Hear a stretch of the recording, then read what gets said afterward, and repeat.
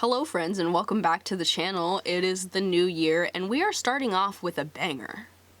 So I know that my channel has mostly been about talking about like bad films or like Lifetime movies, but I also really like horror movies. Like that's one of my favorite things.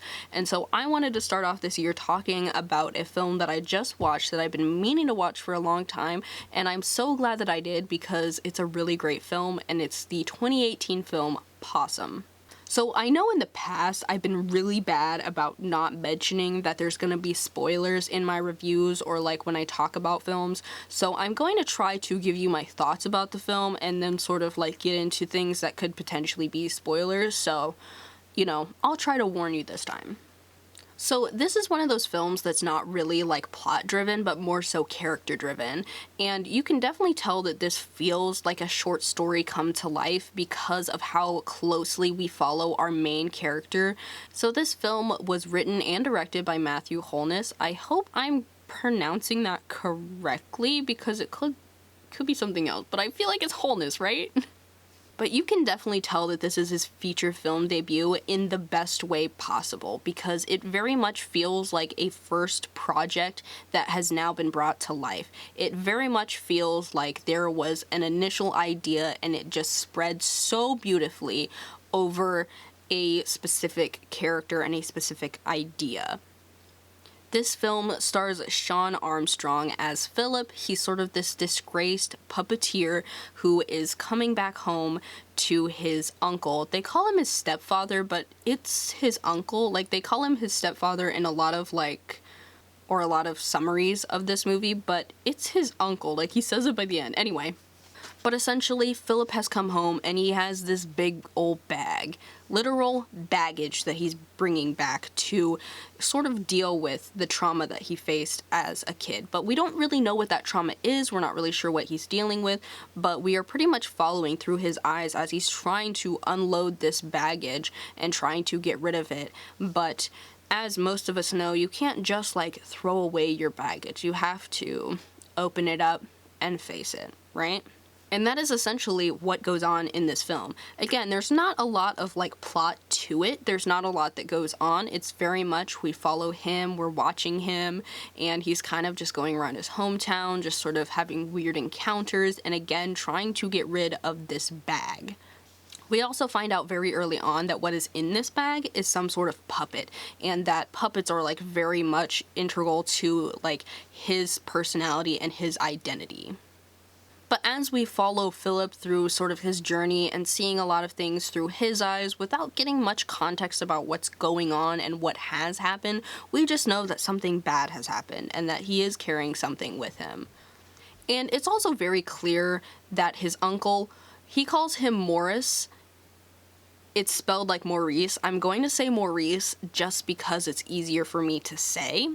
But it's very clear that Maurice is like not a very good person, and it's also clear that Philip does not like him, but is also kind of like trying to avoid him, maybe scared of him. Just doesn't, there's a lot of tension. It's just not a good relationship. But again, we just don't get very many details until the end of the film. There's also, I feel like, a lot of background information about this film that makes it really interesting. Like I said before, this very much feels like a feature film debut, and it very much feels like a short story that has been adapted because it very much has like a lot of symbolism, a lot of like thematic importance to it, and so as you're watching it, you can very much tell where like the words meet the visuals. There's also sort of this poem about Possum that is constantly as like a voiceover from Philip that is sort of a poem, almost like a children's rhyme sort of vibe, and it's very creepy, but it's also very interesting and very telling, and I absolutely love that. I love films like this that just feel very like atmospheric because it's so simple, and again, everything that you see is pretty much supposed to be there. There's nothing there that's like, you know, muddling what you're supposed to understand about this film. So in reading about this film, you'll find that Matthew Holness, the writer and director, talks about his inspirations a lot for this film, and it is really interesting to see all of the different inspirations that went into this film, because it seems very much based on a lot of his own memories, a lot of his own sort of like experiences in terms of media and what he experienced as a kid. But it says that his visual style was inspired by the public information films from when Holness was a kid, and these like public information films were sort of like, and if you don't know what like a public information film is, essentially it's like a PSA, if like you're American, if that makes more sense to you. And if you think about some of these sort of like black and white type of PSAs, or like just announcements that there used to be like about war and things like that, stuff that's like usually used as like stock footage in between things, of just sort of having this like very like, you've got like this black and white sort of view of it. It just very much feels like disconnected from itself in a weird way, disconnected from its humanity, and I definitely feel like you can tell that from the style of this film and the way that it's shot, that it feels kind of disconnected from humanity, and yeah, it comes along really great. It also says that he was inspired by the film Dead of Night in 1945, George Romero's Martin from 1978, and just German expressionist films. And I love German expressionism, like, maybe to your surprise, but I definitely think visually German expressionist film is just, like, it's just very beautiful. But German expressionist film is very much about the expression of like what reality feels like rather than what it is.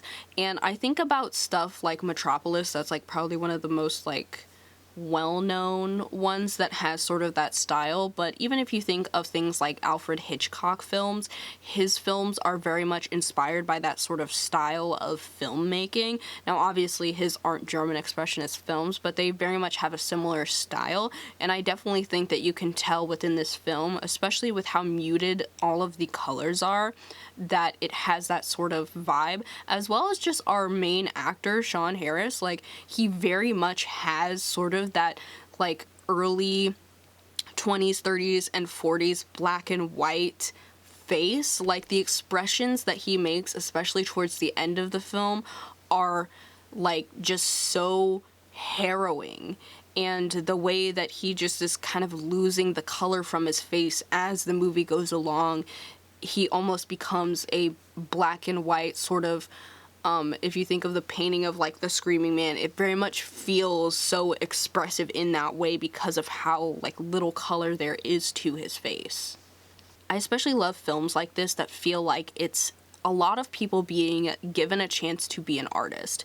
And that's very much what this film is made of. It's made of a lot of different people being given the chance to make something for the first time. Like, even the soundtrack was made by a studio, that this was the first soundtrack that they had made for like a specific film. And again, I just think that's amazing that we gave so many people a chance and it turned out so well. So like I said, this story was written for a very specific reason, and it's part of an anthology series called The New Uncanny, Tales of Unease, and it, of course, is an anthology. It's compiled by Sarah Eyre and Ra Page. Essentially, what they wanted the writers to do for this anthology was take a fear and sort of put it through the lens of Theories of the Uncanny by Sigmund Freud, and sort of use this idea of uncanny valley, uncanny fear, this fear of something that feels familiar but is not quite right, and use that to sort of create a short story. Holness decided to choose sort of doppelgangers along with like ventriloquists. And of course, like, a doppelganger is someone who sort of looks like someone else. Like, if you see someone who is like a stunt double, they may be considered a so-and-so doppelganger, right? And of course, seeing someone that looks like someone else can, like, obviously either strike you as odd, it can also, like, scare you because it's like, oh, they really look like that person, but they are not that person, and that feels kind of weird because it's like they're familiar, but you don't know them. As well as I think a lot of people are just afraid of puppets. Like, puppets are kind of creepy. dolls were kind of creepy. But I think about specifically a ventriloquist is somebody who is controlling a puppet, but at the same time, you think about how it goes back and forth and how it can be creepy, crazy, like fear-inducing to think that there's like this whole other personality, there's this whole other voice that is coming out of this thing, and it's supposed to be like it's a separate being, but it's not. Like, how much is the puppet controlling the ventriloquist? Like, who is really pulling the strings? I definitely think that's a really interesting concept to think about in general, but of course this story specifically centers around this man being a puppet, or a puppeteer, and having a puppet that he's trying to get rid of.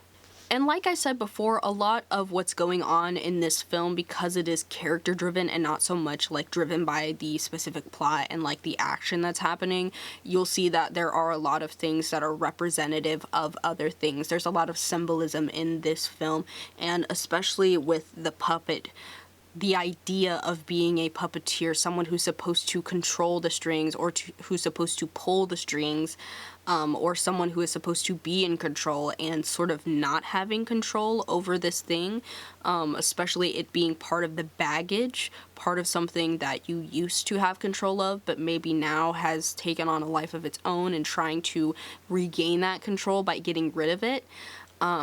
Because that is mostly what he spends his time in the film doing, is trying to throw it away. He's trying to get rid of it, you know? He's trying to put it somewhere else and run away from it a lot of the times. And again, it keeps coming back because he's not properly dealing with it, right?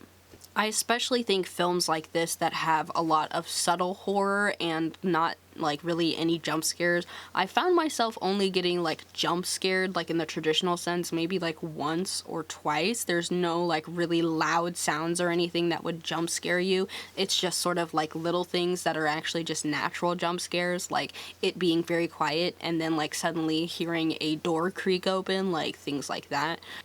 Something very important to note about this film is that because a lot of the information that we receive is at the end of the movie, that's essentially what I'm going to talk about now, is sort of what's going on with the end, sort of revealing a little bit more about what's going on in this film. And so like if you don't want, I guess, spoilers or for me to talk about more of the ending, then I would click off now. But definitely a good film, definitely a good watch. And like I said, a lot of the information that we get to better understand like what Philip is doing and what he's dealing with, this sort of trauma that he has been carrying around, this literal baggage that he's been carrying around, what exactly that is, because we get some more conversations between him and his uncle that reveal more about his childhood. And one of the stories that we hear about has to do with this fox that he and a group of kids had sort of seen. This fox, it was laying down, and they began hurting the fox, abusing the fox, and at one point it seemed like they had essentially hurt the fox to the point that it seemed like it was deceased, and they did it in such a way that it sort of maimed it. And this sort of graphic story, especially them just telling it, I'm so glad that they didn't actually show it, because I definitely think hearing about it is just graphic enough, but them doing that as kids and then essentially like bullying him and like traumatizing him in that sort of way is very interesting, because again we see this sort of we see this fox later in the film that sort of reminds us of like, you know, how traumatized he was by that experience, and it can sort of like help to understand why he seems very aloof, maybe very lonely, and just not very like well versed in like interactions like with other people, like social interactions. There's also sort of this like little subplot. It's not really a subplot because it is related to the main plot, but we also have this underlying story of essentially while Philip is on the train, he sees this boy and they sort of have like a little encounter. It's a little bit weird, but he like tries to talk to this boy, and then we find out later that that boy went missing. And of course, a lot of our first thoughts are like, when did this guy have time to like kidnap or hurt this boy? Or maybe we don't really see what reality is, and I for a while was like, did he literally kidnap this boy and he just doesn't know it? Like, we haven't seen it, like he's been blacking out and stuff. And so we get that sort of as a B-plot, that this kid is missing. And the uncle, of course, like sees this in the paper, and he sort of like razzes Philip about it, and that's what sort of made me think that Philip did it, because he was razzing him about it, like sort of hinting that maybe like he knew what was going on. However, later in the movie, we actually do find out that like that boy is missing. And it was not Philip, but he knew what was going on. Like, he knew what was happening. And essentially the huge, like, spoiler is that towards the end of the film, when the puppet has come back and chased him essentially for the last time, because what happens throughout this film is that this puppet, it's inside the bag, and as he tries to throw it away, it slowly is like making itself outside of the bag. It's slowly sort of haunting him. It's coming back to him. He'll see it when he wakes up the next day in his room. And this puppet is not just like a little doll or whatever. It is a creepy looking puppet. It very much, I think, of course, it's supposed to, the face is supposed to sort of look like Philip. It's supposed to be a reflection of his mental state and his trauma, and obviously his trauma is about him and about his childhood, so obviously it looks like him in a very sort of deformed, almost uncanny valley sort of way, which I love that. But it's sort of attached to these like creepy little spidery type furry legs, and I can't imagine that being a puppet, for one, because I'm like, what universe would you ever have a puppet that looks like that? Like, what shows is this man putting on that you would have a puppet for that? Needless to say, one of the like big climactic scenes is pretty much in like the last 10 minutes, and it's sort of after he has been chased for the last time by this puppet, because eventually this puppet does chase him. Before, it's like, oh, I wake up and it's over in the corner of the room, right? Or it's the bag is back in the room. But no, towards the end, it starts to chase him. It literally starts to chase him. He's crying, screaming, throwing up. Oh wait, that was me. But essentially, he ends up at his childhood home, and it seems like his childhood home had like burnt down, so his parents probably died in a fire. And we pretty much find out that the uncle is the center of everything wrong with his childhood and all of his trauma. I don't want to say that his uncle like went out of his way to like burn the house down or anything, but he definitely wasn't a good caregiver. But as Philip finds himself back in his childhood home where his parents had burned in a fire and he had survived, he finds himself being attacked by a masked man, and it is revealed that it's Maurice. Of course it is, because Maurice is a terrible human being, but he pretty much taunts him, and it's sort of implied. There's like a weird moment where it very much seems like he's about to SA him right there, but all he does is like put his fingers in his mouth and stuff, but it's very much implied that like he had SA'd him as a kid, and that he was just overall abusive, like verbally, physically, whatever, and he had done this throughout his childhood. But the other more specific trauma that he's holding on to as well is that there was a kid, or there were kids who like went missing, and Maurice was the one who did it. Maurice was the one who did it, and Philip knew that it was him. Like, Philip knew that he was the one responsible for all of this trauma that he was facing from his childhood. But sort of as his uncle is just like assaulting him pretty much yet again, and it seems like Philip might just be sort of giving into it and like not being able to, you know, do anything about it. He ends up hearing a box like in the floor below, because there's a big hole. He ends up hearing a box make a noise and like rattling, and he realizes, of course, that is where the kid that was kidnapped is, and he pretty much gets his strength enough to be like, you're not going to ruin this kid's childhood. I mean, you probably already did, but, like, for the most part, you're not going to ruin it any further. This kid's not going to disappear. He's not going to go missing. I'm going to get him out. So that's when he finally, like, takes it upon himself to fight back to Maurice, and he takes his life and then frees the kid. And it seems that, you know, now finally he's able to release himself of Possum, this spider-like type of puppet.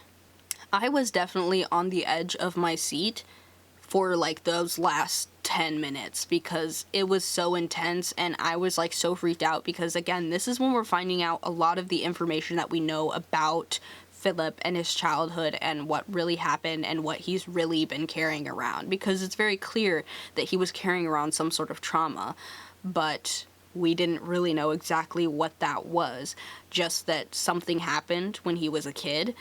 So one thing that I sort of touched on earlier was sort of this poem that's being recited throughout the entire film about Possum and, like, sort of, like, what's, like, sort of the intentions and things like that. But something else about Possum is that when Philip was a kid, or, like, I guess when he was younger, he had essentially drawn and written sort of this almost storybook that is essentially what we are hearing this poem from.